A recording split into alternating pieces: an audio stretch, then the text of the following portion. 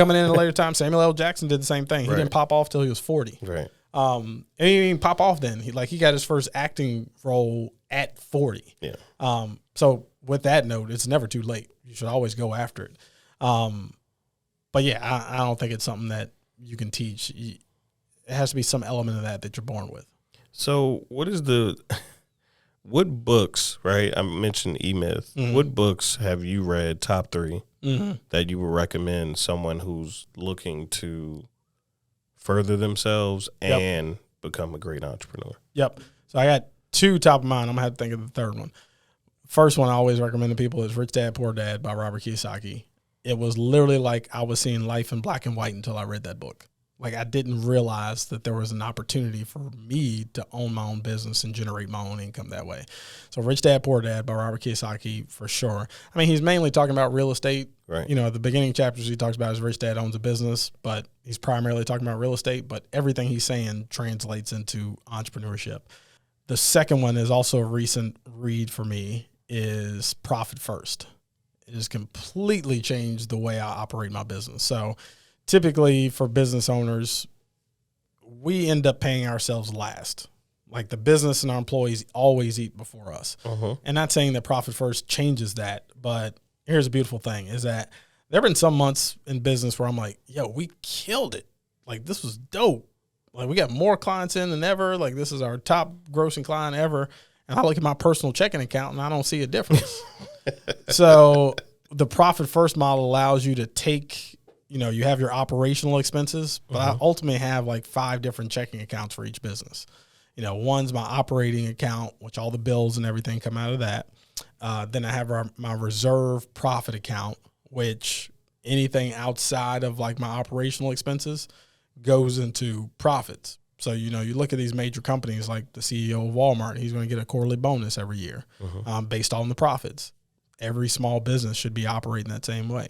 Like this past quarter, like I wrote myself the biggest single check that I've ever been able to write myself. Nice. And it didn't hurt the business at all. It was all profit. Nice. And the mistake that a lot of business owners make is that, oh, I got this extra money, let me reinvest it back into the business. Now, in the early days, yes, I'm 9 years into the game. I don't need that much money to continually reinvest in the business. If I need a large sum of money to put into the business, I need to be using somebody else's money. So now we have this profit model, and I have money in reserves. So if something were to happen here and we lose a bunch of clients, we can continue to operate for the next 6 months. It's like a nest egg that you would use in your personal finances. You need 6 months of expenses, operating expenses for your business just set aside. Once you get that to a certain level, you can start taking that money and investing it. You know, I have a goal. Our lease at this facility ends in 3 years. Instead of renewing my lease in 3 years, I want to be putting a down payment on my own building. Wow. So having that reserve account and these extra funds are going to enable me to do that. I have a checking account for gear.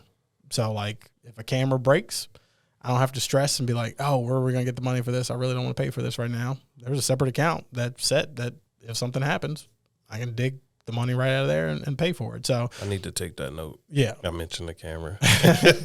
But the Profit First book, like I did the ebook, I ordered the book, or I did the audio book and ordered the physical book. That book, over the course of the last 6 years of me being an entrepreneur, that's probably been the most eye-opening book that I've read. And then another one would probably be, this is more on the motivational side, but You Can't Hurt Me by David Goggins. David Goggins is a maniac. He is a freak of a man. And I love that he says in the book, don't do this crap that I did. Like, I'm a maniac. Don't do this. Because he's running on, like, broken legs and, like, all this crazy stuff.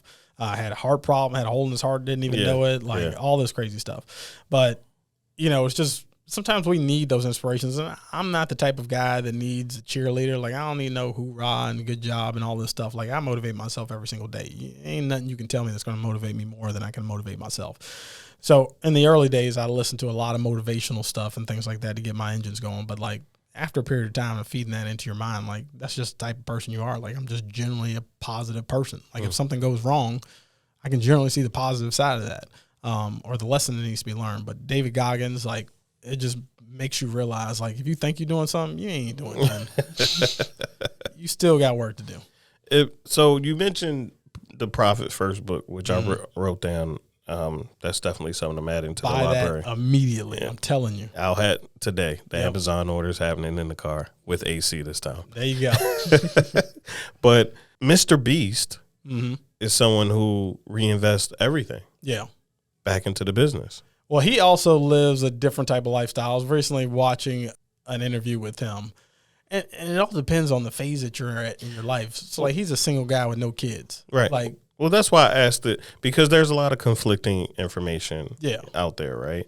So how do you know what works best for you, right? I asked you how you know that you're making the right decision, but how do you receive information? How do you filter through all the information out there? Because you're talking about profit first. Mr. Beast talking about reinvesting in his business. Yeah. And there's all these conflicting, thoughts and theories about what you should do in your business. How do you for sure say, well, I read this book and this is applicable to us here? Yeah, I think it's, again, just going with your gut. But you have to look at where the information's coming from. So, like, I use this example with people a lot. Like, it blows my mind that, like, this happens more with females, I think, than men. A girl will go to her girlfriend and ask her for relationship advice, and the girl she's asking relationship advice from has been divorced 3 times.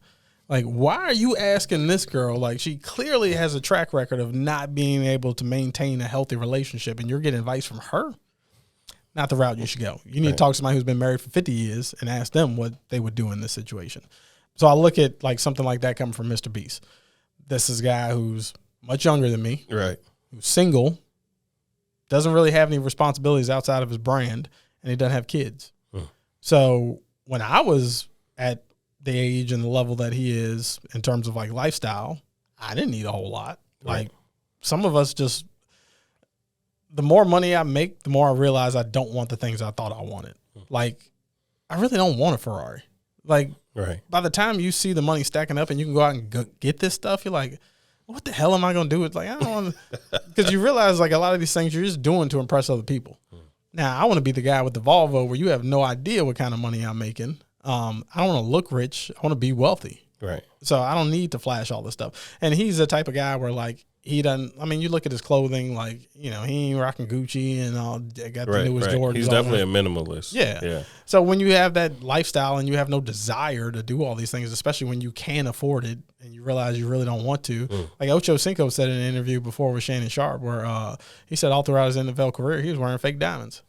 He's like, why? I'm already Ocho. Like, ain't nobody going to question if this is a real diamond or not. Like, why do I need to go drop $100,000 on a chain when I can go to Claire's and get a lookalike for $100?